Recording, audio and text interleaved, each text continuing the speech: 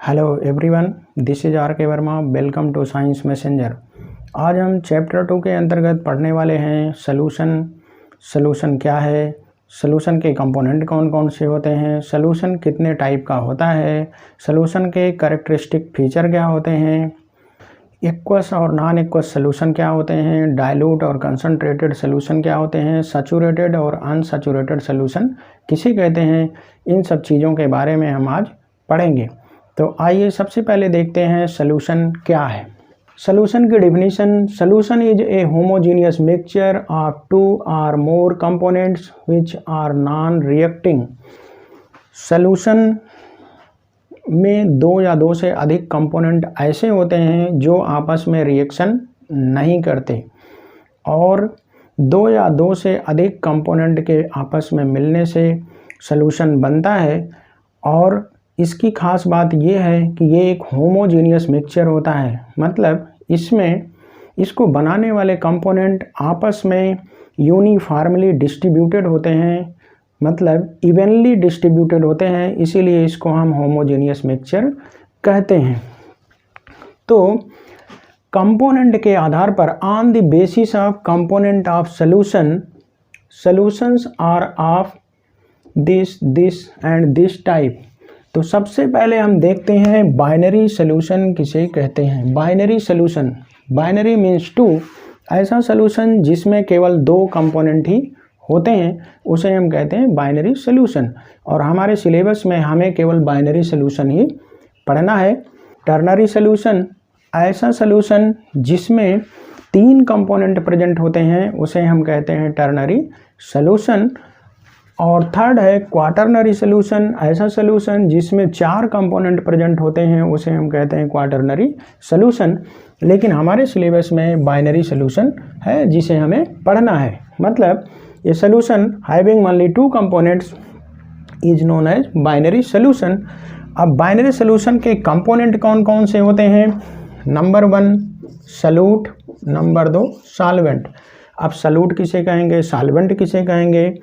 तो सलूशन का वह कंपोनेंट है जो स्मॉलर अमाउंट में प्रेजेंट होता है, मतलब थोड़ी मात्रा में पाया जाता है, कम मात्रा में प्रेजेंट होता है, उसे हम कहते हैं सलूट। या ऐसे कह सकते हैं ऐसा कंपोनेंट जो कि दूसरे कंपोनेंट में डिजॉल्व रहता है। जैसे हम एक गिलास पानी लें, उसमें थोड़ा सा नमक डाल दें या थोड़ा सा शक्कर डाल दें, तो पानी का अमाउंट ज़्यादा है, नमक और शक्कर का अमाउंट बहुत कम है उसके कंपेरिजन में। तो नमक या शुगर जो है वो हमारा है सलूट, और पानी हमारा दूसरा कंपोनेंट है जिसे हम पढ़ने जा रहे हैं in the form of solvent. दूसरा कंपोनेंट है सॉल्वेंट, ऐसा कंपोनेंट जो कि लार्जर अमाउंट में प्रेजेंट होता है, या the component which dissolves salute in it. तो ऐसा कंपोनेंट जो कि लार्जर अमाउंट में प्रेजेंट होता है सलूशन के अंदर और सलूट को अपने अंदर घोल लेता है, उसे हम कहते हैं सॉल्वेंट।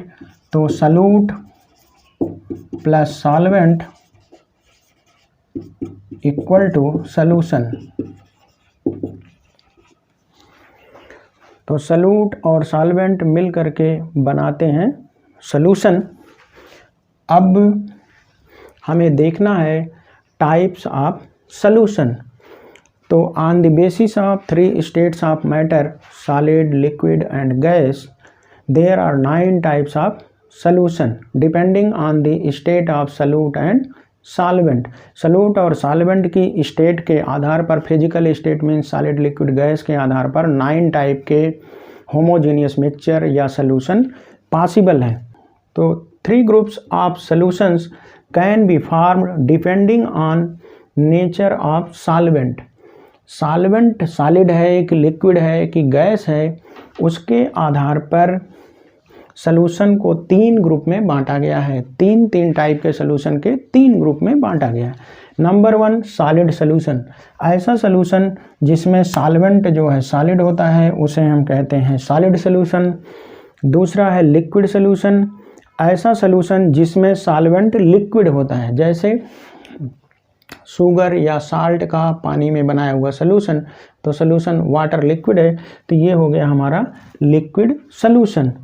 तीसरा है गैसियस सलूशन, ऐसा सलूशन जिसमें सॉल्वेंट गैस के फॉर्म में होता है उसे हम कहते हैं गैसियस सॉल्यूशन। जैसे एयर के अंदर वाटर वेपर का मिल जाना, एयर के अंदर डस्ट या स्मोक का मिल जाना, तो ये है गैसियस सॉल्यूशन। अब हम पढ़ेंगे सबसे पहले सॉलिड सॉल्यूशन। सॉलिड सॉल्यूशन, तो सॉलिड सॉल्यूशन में हम देखेंगे सॉल्यूट क्या है, सॉल्वेंट क्या है। तो 3 स्टेट का सॉलिड, लिक्विड, गैस का, सॉलिड का सॉलिड में, सॉलिड का लिक्विड में, सॉलिड का गैस में, लिक्विड का सॉलिड में, लिक्विड का लिक्विड में, लिक्विड का गैस में, गैस का सॉलिड में, गैस का लिक्विड में, गैस का गैस में। इस तरह से 9 टाइप के सॉल्यूशन बनते हैं। तो सबसे पहले हम देखते हैं solid solution. Solid in solid मतलब सॉल्यूट भी सॉलिड हो, सॉल्वेंट भी सॉलिड हो, तो इसे हम कहेंगे सॉलिड इन सॉलिड। सॉल्यूट भी सॉलिड, सॉल्वेंट भी सॉलिड। तो हमारा जो सॉल्यूशन बनेगा उसे हमने पहले ही बताया था, अगर सॉल्वेंट देखिए यहाँ पर तीनों जगह सॉल्वेंट सॉलिड है, तो ये हमारा जो सॉल्यूशन बनेगा उसे हम कहेंगे सॉलिड सॉल्यूशन। अब सॉलिड में अगर सॉल्यूट भी सॉलिड है, सॉल्वेंट भी सॉलिड है, तो उसे हम कहेंगे सॉलिड इन सॉलिड। तो इसका एग्जाम्पल है एलॉयज। एलॉयज, अगर आपको एलॉयज में कोई कन्फ्यूजन है तो हमने एलॉयज के ऊपर अपना वीडियो अपलोड कर दिया है। आप इस वीडियो के डिस्क्रिप्शन में उसकी लिंक दी हुई है, आप वहां पर जाकर एलॉय के बारे में डिटेल स्टडी कर सकते हैं। तो एलॉय, स्टील, ब्रास, ब्रॉन्ज, ये सब मेटल के एलॉय हैं। मेटल इन मेटल, कई मेटल को आपस में मिलाकर बनाए जाते हैं एलॉय। कई मेटल या मेटल और नॉन मेटल को मिलाकर एलॉय बनाए जाते हैं। जैसे ब्रास, पीतल, ब्रांज, कांसा, तांबा और जस्ता मिला के ब्रास बनाया जाता है। तो तांबा भी मेटल है, सॉलिड है, और जस्ता भी मेटल है, सॉलिड है। तो सॉलिड इन सॉलिड, ये हैं जितने भी एलॉयज होते हैं वो सॉलिड इन सॉलिड टाइप के सॉल्यूशन हैं। दूसरा है लिक्विड इन सॉलिड। अब सॉल्यूट अगर लिक्विड हो गया, सॉल्वेंट हमारा सॉलिड ही है, तो इसे कहेंगे लिक्विड इन सॉलिड सॉल्यूशन। जैसे ब्लू विट्रियल, ब्लू विट्रियल कहते हैं hydrated copper sulphate. Hydrated copper sulphate, copper sulphate के क्रिस्टल होते हैं, उसमें थोड़ी अमाउंट में वाटर के मॉलिक्यूल CuSO4 5H2O, उसी को हम कहते हैं ब्लू विट्रियल। तो ये होता है, सॉल्यूट होता है लिक्विड मीन्स वाटर, और सॉल्वेंट होता है कॉपर सल्फेट सॉलिड। तो हाइड्रेटेड कॉपर सल्फेट को बोलते हैं ब्लू विट्रियल। डेंटल एमलगम, इसमें मरकरी और सिल्वर आपस में मिले होते हैं, उसी को हम कहते हैं डेंटल एमलगम। दांत में जब कैविटी हो जाती है तो उसकी फिलिंग करने के लिए इसका यूज किया जाता है। अगला है गैस इन सॉलिड। अगर सॉल्यूट गैस है और सॉल्वेंट सॉलिड है तो इसे कहेंगे गैस इन सॉलिड। और ये gases absorb on the surface of metal.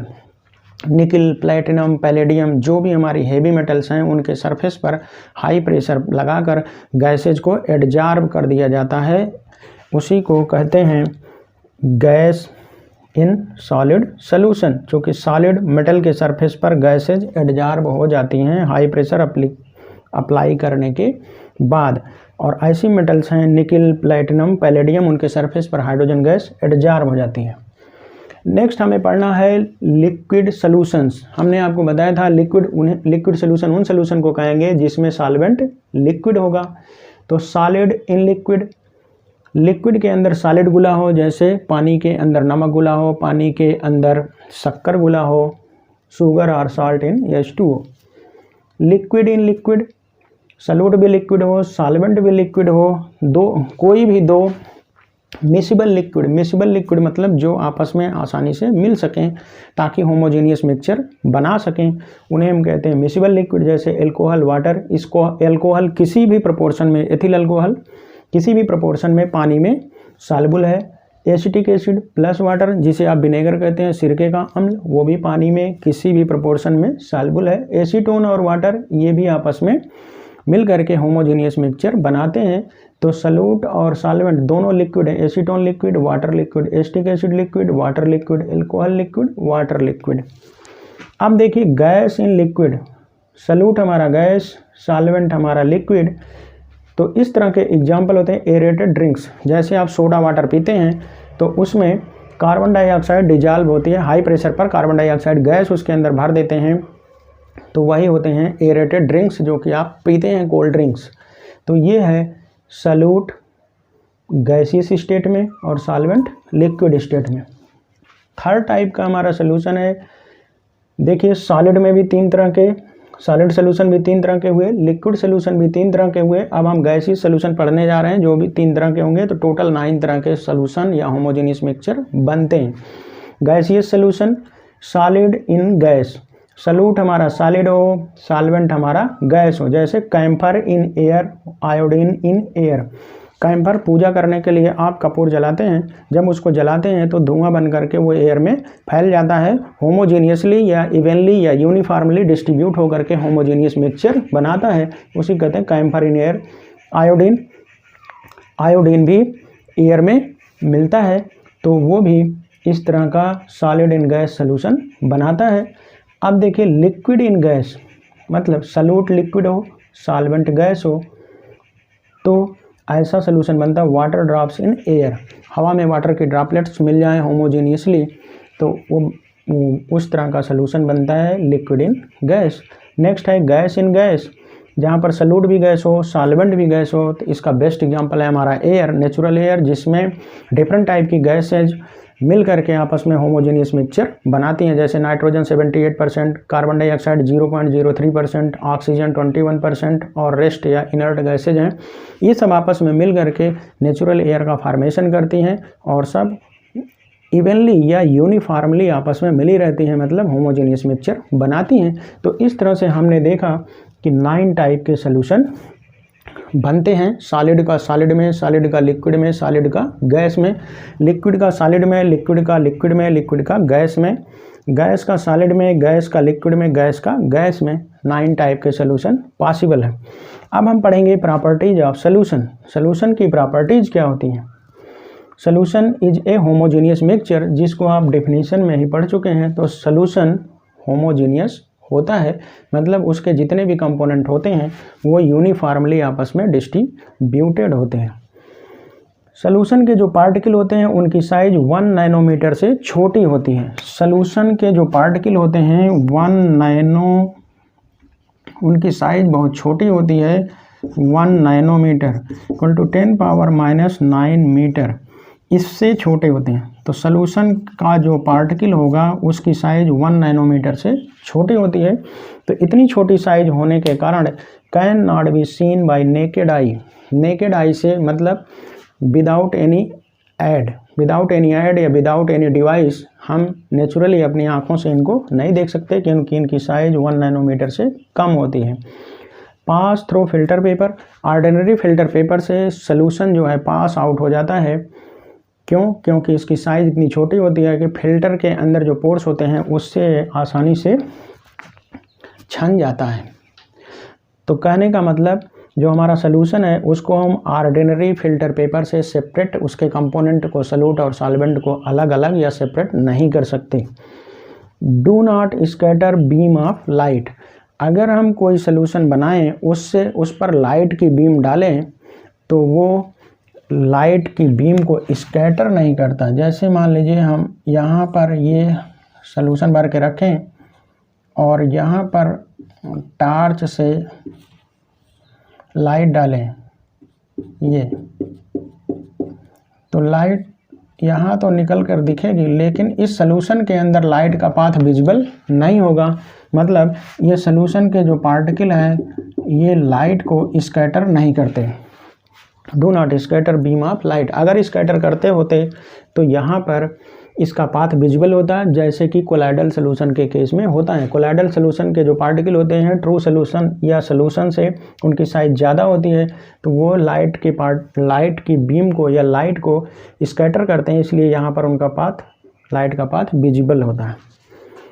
Transparent, solution transparent होता है, सोल्यूशन के आर पार आप आसानी से देख सकते हैं या लाइट उसके आर पार आसानी से जा सकती है।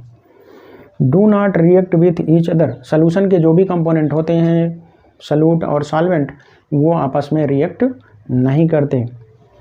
स्टेबल, सोल्यूशन स्टेबल होता है, जैसे हम मडी वाटर रख दें, पानी में मड मिला हो, उसको हिला करके कुछ देर बाद रख दें और देखें तो मड जो है नीचे बैठ जाता है, उसको कहते हैं सेटलिंग डाउन ऑफ कंपोनेंट या मड।